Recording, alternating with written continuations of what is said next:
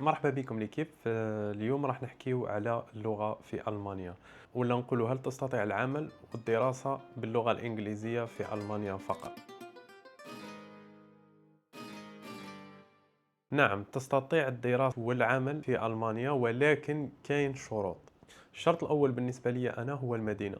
إذا كنت في مدينة صغيرة راح تجيك الحياة صعيبة، حتى ولو كان البروجرام هذاك تقراه بلونجلي في هذيك المدينة الصغيرة، ولكن الحياة راح تكون صعيبة شوي. ولكن لو كنت في مدينة كبيرة مثل هامبورغ ولا برلين ولا فرانكفورت، هذه المدن هذو الكبار تقدر تعيش فيهم باللغة الإنجليزية، يعني تقدر تدرس باللغة الإنجليزية. على بالكم باللي كاين English taught programs في public universities و private universities هنايا في Germany. ولكن إلا تقدر تعيش في هذيك المدينة وتعمل باللغة الإنجليزية، هذه will depends على المدينة اللي راح تقرأ فيها. لو جيت مثلا مدينة برلين راح تلقى بزاف فرص العمل والبروجرامز اللي taught in English. الحاجة الثانية، الشرط الثاني هو المجال الثاني اللي تعمل فيه. كاين مجالات سهل جدا انك تلقى فيهم عمل باللغة الإنجليزية، مثل فاينانس، مات انفورماتيك، وايج اللي كيما نقولوا احنا ما تتطلبش انك لازم تتكلم فيهم باللغة الألمانية. مثلا مجال الطب ما تقدرش، لازم لغة ألمانية لأنك راح تتواصل مع المرضى وما إلى ذلك.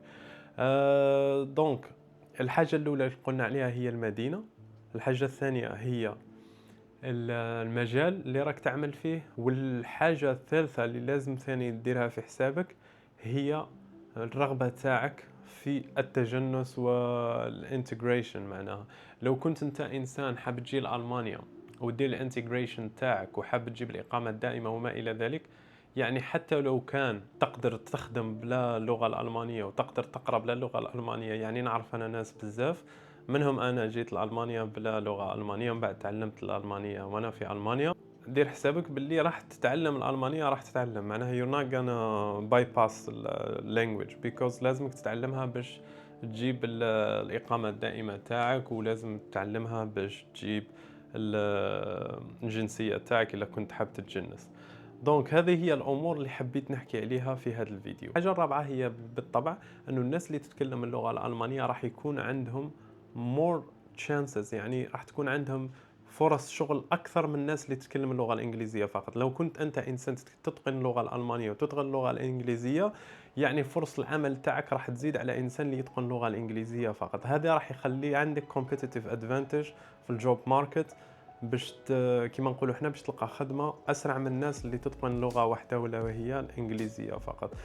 سيرتو انه اللغه الانجليزيه كاين بزاف انترناشونالز اللي يجوا الالمان من ساوث ايست ايجا، من كيما الهنوده، كيما ساوث امريكا ثاني، ارجنتينيان، برازيليانز، هذوك اللي يجوا من تما ثاني يتقنوا غير اللغه الانجليزيه. دوك الجوب ماركت راح تكون الانجليش جوب ماركت، ولا الجوبز اللي ريكواير انجلش راح تكون فيهم مور كومبيتيشن على الجوبز اللي يسحقوا فيهم جيرمان برك. دونك هذه هي الامور اللي حبيت نشاركها معكم في الفيديو تاع اليوم فيما يخص اللغه في المانيا. لو كنت تتكلم اللغه الانجليزيه ياس راح تقدر تجي لألمانيا وراح تقدر تقرا في ألمانيا وراح تقدر تخدم في ألمانيا، ولكن الكومبيتيشن راح تكون أصعب من الناس اللي تتكلم اللغة اللي تتقن اللغة الألمانية. راح تكون عندهم أسهل جوب ماركت كومبيتيشن، راح تكون أسهل لأنه راح يكون عندهم competitive advantage.